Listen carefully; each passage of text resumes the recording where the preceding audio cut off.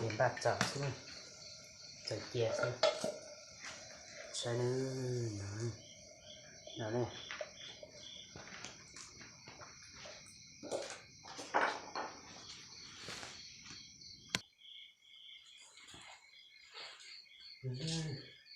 Món nào đây?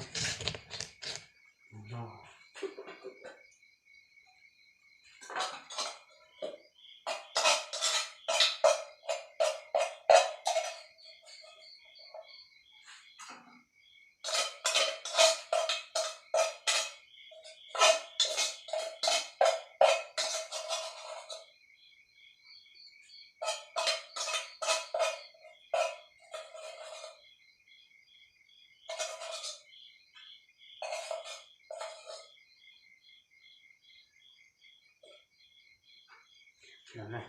đây, ba chục đồng này.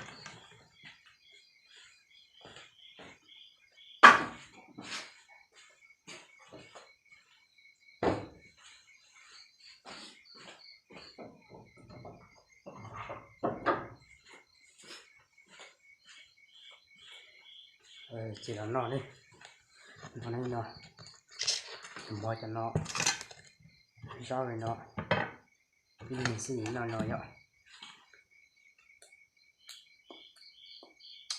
Cay ta.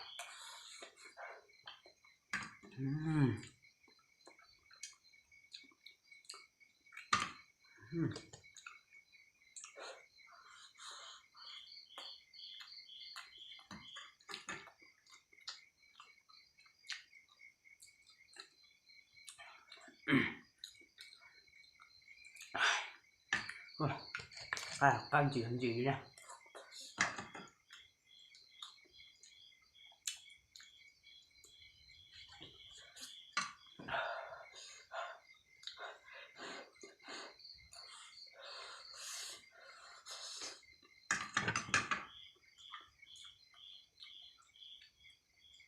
Nó này ạ.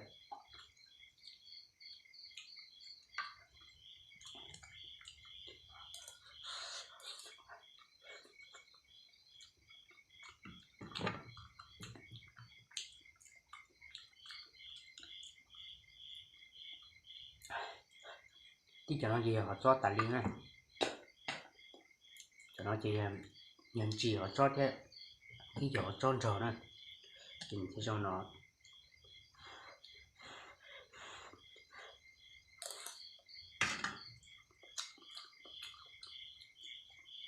nhớ đến nếm mua đau dạ khủng rồi đau dạ khủng thì là sao này ạ, mìnhจะcắt chạm nó theo thì cũng cần đây thì cũng chỉ mua gì ạ.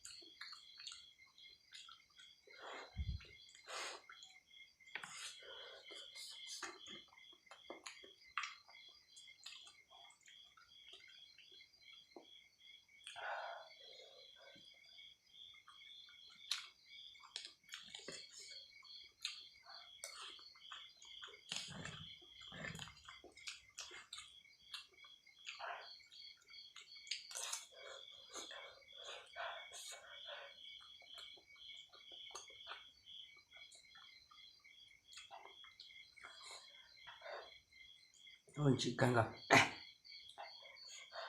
nhìn nó mà gì cái gì nó mà nhìn chị đi.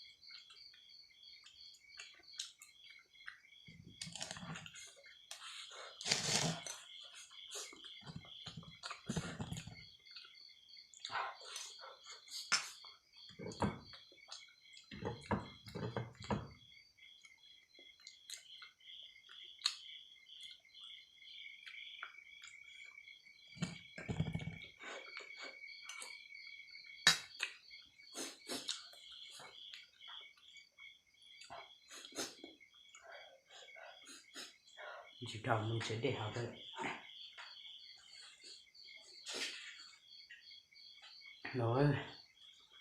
rồi cũng tao về của ta của học tao này ạ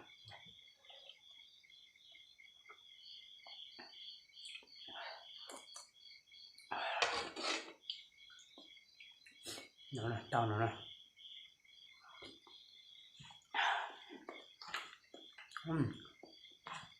tiếng tao này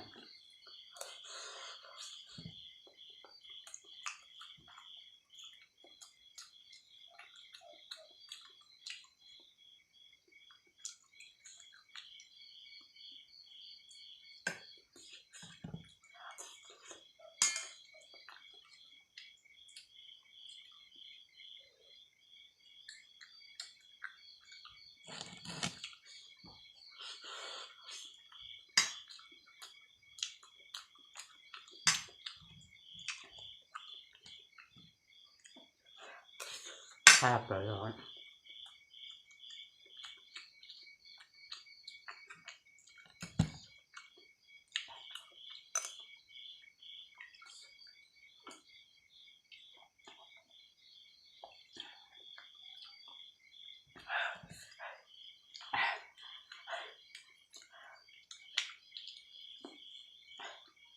cá sập lại này ạ nhìn nó mà nhìn gì đi chứ chính nó là người cá nhé nó là chị thẹn này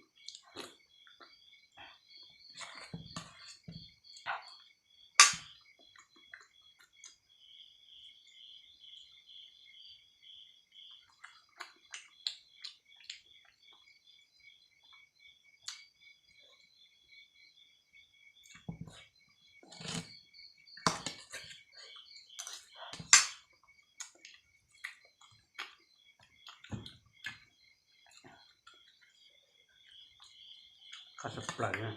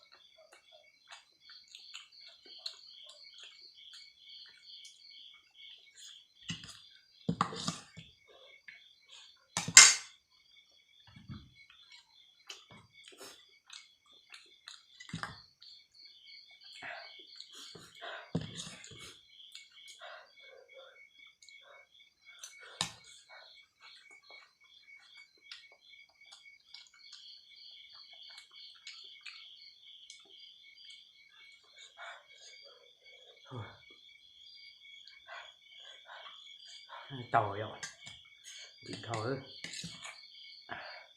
chị chọc lát thôi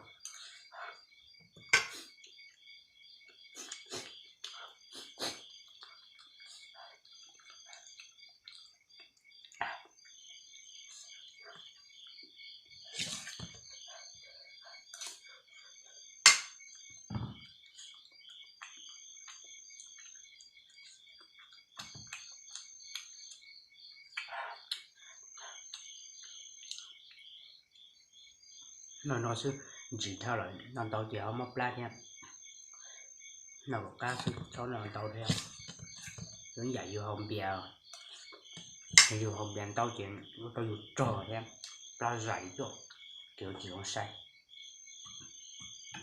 kiểu tàu hầu chua sức nhỉ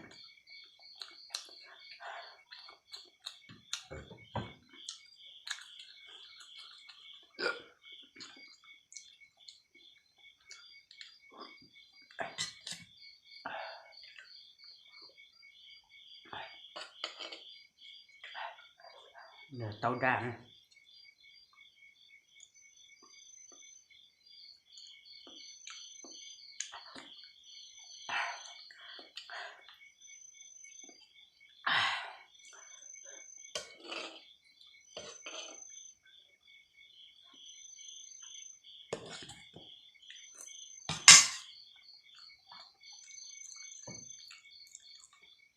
có rất là nó rất sinh chi rồi